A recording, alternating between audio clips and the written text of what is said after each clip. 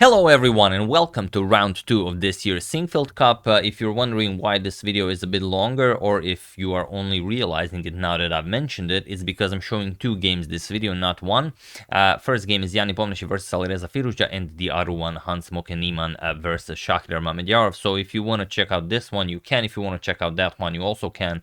You have the timestamps, where the timestamps usually are, but chess players often watch both as we just find the time. That's how chess players are. So let's dive straight into it. This first game, Jan has the white pieces, and in round 1 he lost to Magnus Carlsen in that brilliant display of power, but now he faces sort of a mini Magnus. It is the chosen one, Alireza Firouzja, and it could definitely go either way. So let's check it out. It's a beautiful game. Jan has the white pieces and he opens with d4. We have knight to f6 by Alireza, c4, e6, knight to f3, and d5 now. But with knight to f3, basically you are avoiding the immediate Nimzovich, but you might go into the Ragozin or whatnot. So d5, Queen's Gambit declined, and now g3. Nepo decides to go for the Catalan opening. D captures on c4, and now bishop to g2. So this is very standard stuff. We have a6, and here Jan castles. We have knight to c6, and already a surprise from Jan. Usually e3 and knight to c3 are the moves that are played here. There's bishop to g5 also. Played in quite a few games, but queen to c2, although it's a nice square for the queen, in this exact move order is very rare. And the question is, can black play b5? This is what Jan is trying to get Alireza to go for, and you can play it, for example, if b5, it seems like it shouldn't be possible because of this bishop, let's say knight e5, but now there's knight to b4. You attack the queen, and then you just remaneuver the knight. For example, queen d2 attacks the knight goes back, knight b to d5, and now white challenges the structure with a move like b3. Then let's say c captures, a captures, and you get a standard Catalan position where white is down a pawn, of course, but he has a semi-open file for the rook. The bishop is beautifully placed. The knight is on an e5 square, so life is good for both white and black. However, Alireza says, I'm not interested in any of that. I'm just going to play knight captures on d4. Show me what you have prepared for the main line. And okay, knight captures on d4. We have queen captures on d4. Knight to d2 now, preparing to grab the pawn, and now just c3. Attacking the knight and the b2 pawn. B captures, and now queen to c5. And here, it looks like a really funky line, and there are a few games that have reached this position. For example, Daniil Dubov played this against Jan Krzysztof Duda in the 2020 Tata Steel tournament. The game ended in a draw. Rook to b1 was played in that game. But here we have the immediate knight to e4 by Jan, just attacking the queen and the knight, and it is now, as of move 11, that we have a completely new game. So let's see what Jan has in mind here. Alireza, of course, trades. We have captures, but not with the queen. With the bishop captures on e4, and now bishop to d6, preparing the castle, and the rook to b1 by Jan. So the problem is you can't castle right away, as the queen and bishop are preventing you from doing exactly that. So Alireza has to decide how to go about this. h6 seems a bit too slow. g6, you never want to play that. So Alireza goes pawn to f5. That's the other way to do it. You could also consider queen to h5. Kind of puts the queen into the attack. Also, the bishops are nicely slicing over this way, and also you defend the h7 pawn. But f5, perfectly fine. This is what Alireza goes for. Bishop back to g2, and now he castles. We have bishop to e3 by Jan, now challenging the queen. Queen to a5, and now pawn to c4. And now, again, a very unpleasant decision to be made for Alireza. How do you stop c5? It's a very nasty move, and, also your b7 pawn is hanging. So how do you take care of everything here? You can't push the b pawn, obviously, as the rook would hang. Can you push the c pawn? Well, not really. If you, let's say, you play something like c6, what's the idea now? Well, bishop to b6 now seems very, very unpleasant. And all of a sudden you are playing a game you definitely did not come here to play. So Alireza decides to go for a counter on the king side. He plays f4, now puts pressure on the bishop, bishop to d4, occupying this wonderful diagonal, and now just bishop to e5, preparing to capture the bishop. So queen to b2 now, putting pressure on the bishop, and the bishop captures on d4. We have queen captures, and now Alireza plays pawn to e5. He opens up the diagonal for his light square bishop, and also this puts pressure on the white queen. So queen d5, or you could also, instead of e5, play c6 first if you want to prevent the queen trade, but Alireza is fine with the queen trade, and so Jan goes for it. He says, I'm fine with the queen trade as well. Queen d5 check, queen captures, bishop captures with check. You kind of have to capture with the bishop in order to keep the attack on the b7 pawn. King to h8, and now bishop captures on b7. Rook to b8, and now bishop captures on c8. So just trading everything. Rook captures and rook f to d1 now. King to g8, Alireza starts bringing his king back into the game, and now Jan trades. Rook captures, and this is now move 25, and we've traded down everything. It's a rook and pawn endgame with equal material. So what did Jan get here with the white pieces? Well, obviously he prepared this, so he knows, or rather should know, a bit more about this endgame than Alireza. Well, that's where he should have the upper hand. So let's see how the game continues. Jan plays rook d5. Already he's attacking the pawn here, which is undefended, but Alireza, instead of defending it, just goes rook to b4. He goes after the c4 pawn, and we have a trade. Captures here, captures on g3, captures on g3, and the rook captures on c4. That was h captures on g3, not f captures on g3, in case some of you are only listening. We have rook to a5 now, going after the a6 pawn, and rook to c6. Now Alireza defends. And now, again, it's equal material, but you, of course, can feel that white will always be better.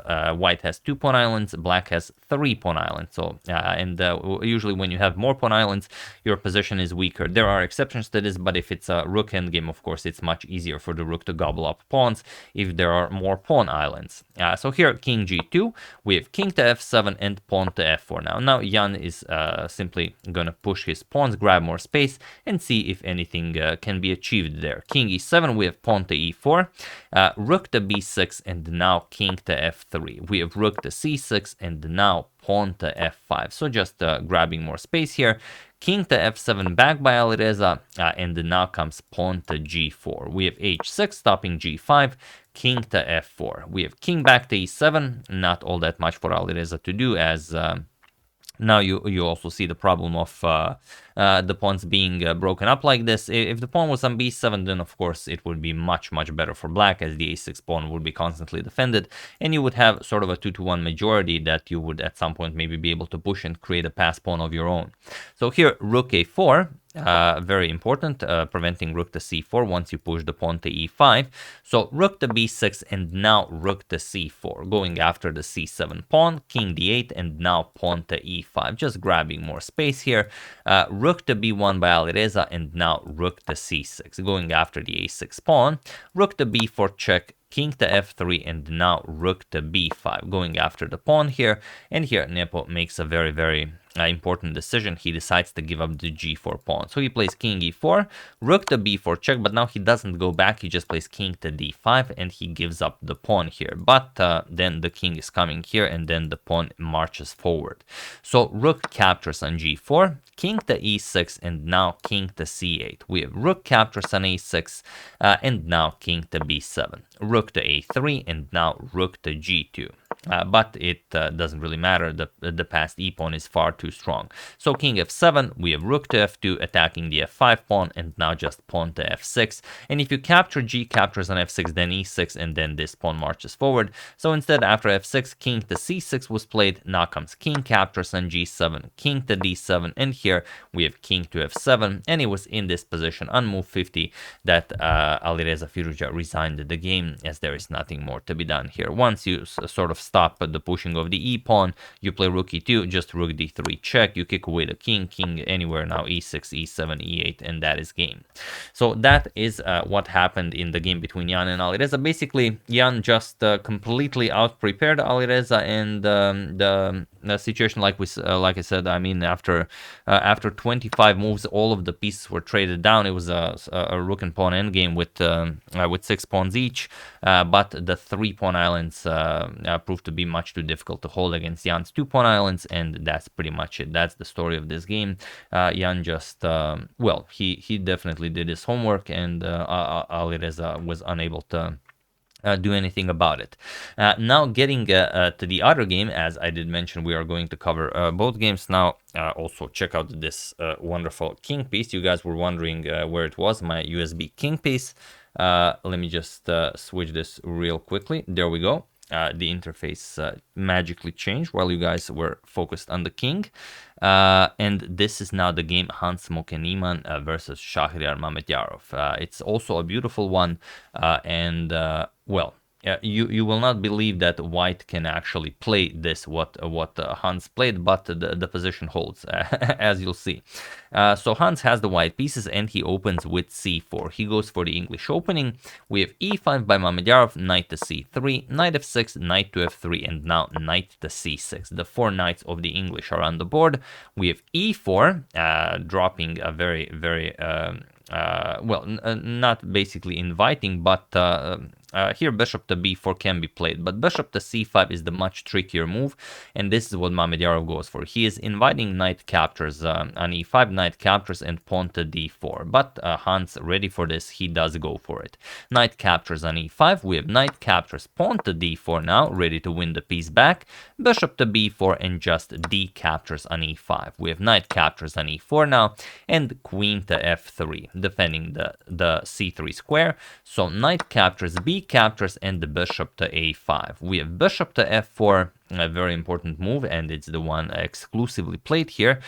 Castles by Mamedyarov, and a queenside castles by Hans. We have queen to e7. Now comes king to, of course, the queen wants to come to e3, so you play king to b2, you stop this, and now rook to b8. And here it seems like you should not be able to play chess like this, but it's 2022. We know from our good friends the engines that you can play pretty much everything, regardless of how disgusting it looks. I mean, look at this. You have an isolated a pawn, you have a double c pawn, you have what is this e pawn even doing? But it actually follows a very, very top level game that was played in the FIDE Grand Swiss 2 years ago, I believe, between Magnus Carlsen and Fabiano Caruana. Magnus had the white pieces here, Fabi had black, and Magnus continued with bishop to d3. In the end, the game ended in a draw, but Hans actually deviates from the line Magnus chose. Hans plays queen to e3. And it's a very, very tricky move. For one, you are attacking the a7 pawn, but on the other hand, you might also think, but why should we even care about this? We can just push b5 if queen captures on a7. I mean, surely this can't be good. I mean, there's queen here, bishop here, rook here.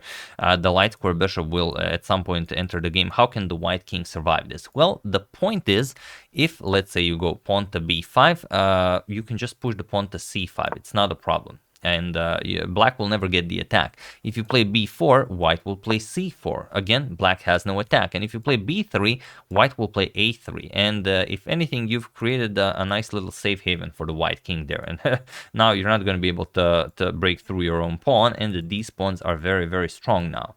So that's basically the idea. So after queen to e3, Mamedyarov played b6, and it's a very unambitious way of dealing with the position, because even if for example b5, this is never an idea. If you play queen captures on a7, yes, you are attacking the rook, but now bishop a6, and what can you play here? It's just a terrible position. Now how are you stopping this? There's no more pushing of c5. If you capture the bishop, then just queen to c5, and you just fall apart. There's no playing this. Now if you capture the queen, then of course we capture here, open up a discovery to the king, pick up the white queen. This is well, as they say, curtains for white. So you don't really have to react to this a7 idea, but I'm sure there's also a different reason Mamedyarov played b6. It's such a weird move to play. I mean, why would you defend this if you want to open up lines towards the white king? And on the other hand, you are planning b5. So what is b6 even doing? But okay, Mamedyarov has an idea. He's an incredibly strong player, so of course it's hard to understand what these strong players are considering. But also, let's say you play c5. You might think, but okay, let's just stop these pawns from moving forward, and then we're gonna play b5 and win the game. Not so easy. e6 wins the game for white. Now, how do you defend? The rook is hanging. Once you move the rook, e captures on d7, the queen hangs, the bishop hangs. There's no defense here. Even if you trade here, captures, again, your bishop is hanging and you cannot save it. So really a fun position to have on the board. So, okay, after queen to e3, we said Mamedyarov went for this b6 idea, and now bishop to d3. Just putting pressure on the black king. We have queen to e6. Mamedyarov's idea is to play bishop a6 and go after the c4 pawn here, and that way open up the way towards the white king. Queen to g3 now. We have rook to e8, and now comes rook h to e1. And this is a very, very tricky move because now Mamedyarov actually has b5. Now b5 is very strong because the line that we've shown, where you would push all of your pawns forward, now no longer is that great as the rook on e1 would hang. But Hans doesn't care. Here, Mamedyarov pushes b5. We have pawn to c5. You could also capture here. Capturing here is also very nice because if black, persists in opening up the file, you're just gonna ignore him. You're gonna play something, rook to e3, and then if this is ever captured, you don't care. I mean, now the file is closed again. But c5, Hans has a much cooler idea. Pawn to b4, we have c4, and pawn to b3. And now it seems like you can't really play this because your rook is hanging, but that's exactly what Hans plays. He plays a captures on b3.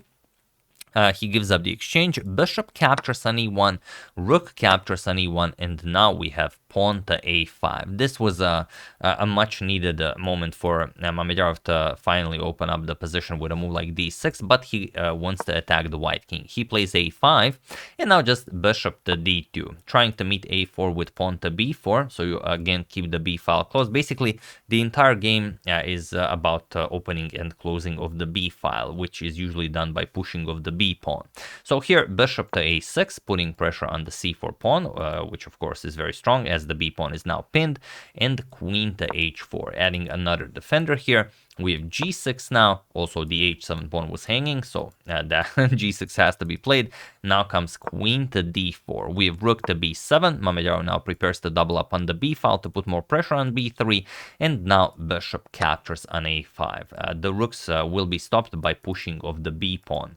So rook e to b8, and Hans pushes the pawn all the way to b4. And now this is much too strong. This b4 pawn is incredible here, and yes, the bishop on a5 isn't all that impressive, but as long as this structure holds, the rooks on the b file are completely useless. So Mamedyarov goes for rook captures on b4 with check. He eliminates the b pawn and the bishop for the price of one rook. So bishop captures, rook captures.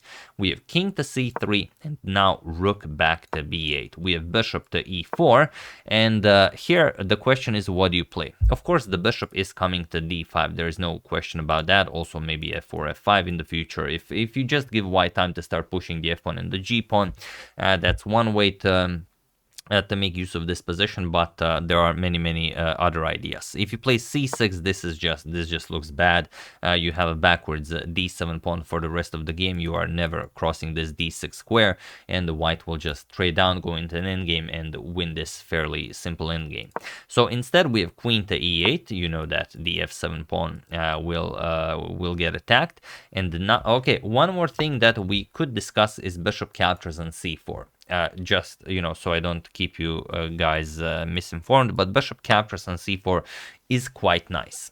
Point is, you give up a piece. After queen captures, you pick up another pawn as well with check, and after king d3, you play queen b2, now threatening rook to b2 with check, rook to b3 with check. The problem is there's bishop d5, and now b3 is defended, f7 is hanging, and there's no good way for black to play. Queen captures on f2, of course, is possible. You defend, but now queen c3, and look at this. The queen controls all of the diagonal. The bishop also controls this diagonal. If you ever move the rook from the back rank, it's game over. So if anything, it would be a question of whether Hans would be able to convert this or not, but it would not be a way for Mamedyarov to fight for actually winning the game. So queen to e8, he's of course ready for bishop d5, so bishop to d5, and now bishop to b7, offering a trade here, but now just rook to b1. Very, very precise play by Niemann.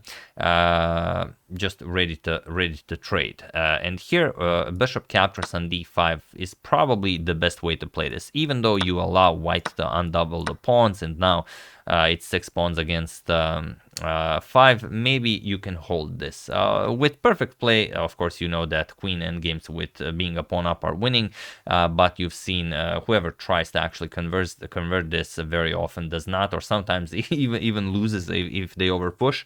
But here, instead of that, we have bishop to a8. This is how Mamedyarov offers the trade, but this is now just much better for Niemann. He plays rook captures on b4, queen captures on b8, and now bishop captures on a8, queen captures on a8. We have queen captures on d7, and now he goes after the e5 pawn. Queen a1 check, king to b4, and now queen captures on e5. And this is the position that Mamedyarov saw when he decided to go bishop a8. The problem is this is now completely winning for white. How are you gonna stop this? The king will help with the winning of the c7 pawn, and this pawn is already on c5, c6, c7, c8. There's no stopping this. So it's very strange that Mamedyarov decided to go for this. Maybe he was low on time. I did not follow the games, so maybe it was a time trouble issue. But either way, this is now completely winning for white. It's only a matter of will he win it. So king b5, we have h5, and now king to c6. Now you are ready to capture the pawn. If the pawn is captured and queens get traded off, then of course the passed pawn is winning. So queen captures on h2. Now comes queen to d8 with check. King to h7, you could also go king to g7, then queen to d4 check is very annoying, but king to h7 is played, and now queen to f6, putting pressure on the f7 pawn. Now there's always time to go for this pawn, and now there's really no good move to play here. Queen g2 check, now comes king captures on c7, now queen to e4. There's no way for you to actually defend the f7 pawn, so queen captures on f7, king h6, and now queen to d5, offering a queen trade. We have queen to e7 check, king to b6, and now queen to f6 check, and now you block check by pushing off the c pawn. So c6, queen captures on f2 with check, we have king to b7, and now queen to b2 with check. Of course the material is equal, but this pawn only needs 2 moves and it becomes a queen. So queen b5, now we have queen to g2, preventing the pawn from being pushed as it's pinned, and now just king to b8. We have pawn to h4, and now pawn to c7. Here Shah stops the pawn, queen to g3, again the pawn cannot move, king to b7, we have queen f3 check, queen to d5, and now queen to b3 check, and it was in this position on move 49 when Mamedyarov delivered check that he also resigned the game, as there is nothing more to be done here. King to c6, for example, if king to c6, let's say queen to a4 with check, king to d6, now let's say queen to a6 with check, and you will very quickly run out of checks. Queen c6, queen a3 check that can be played, king d7, queen to d3 with check, queen to d5, queen h3 with check, and now after king to d8 you run out of checks, and now just c8 queen on the next move will win you the game.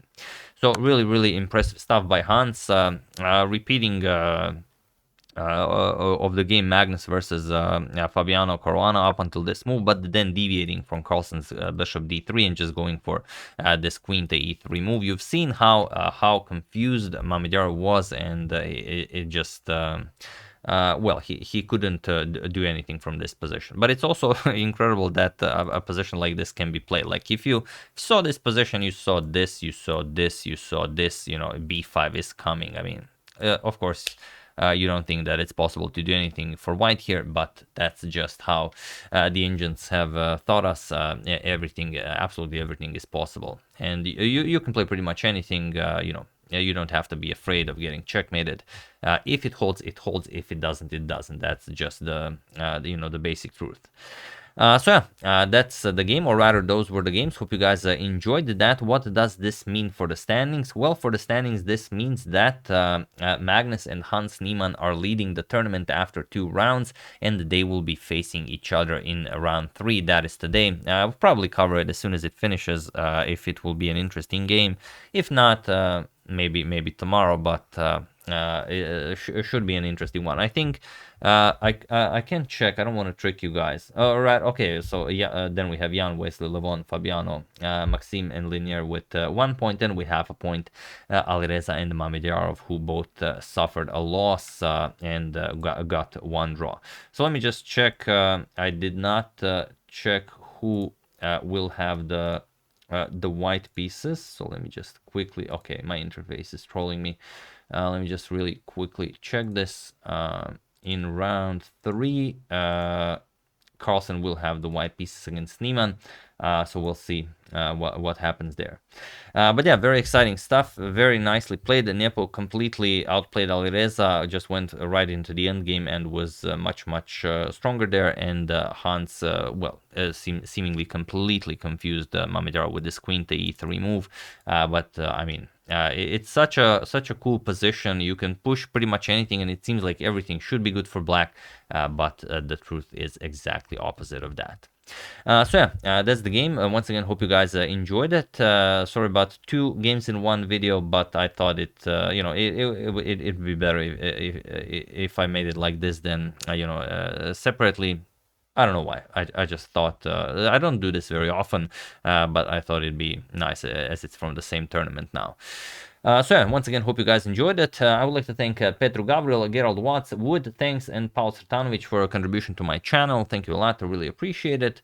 As usual, you can check 2 of my previous videos here. Thank you for watching, and I will see you soon, continuing the coverage of the Sinquefield Cup until it finishes. So thank you all. I will see you soon, and have an excellent rest of your day.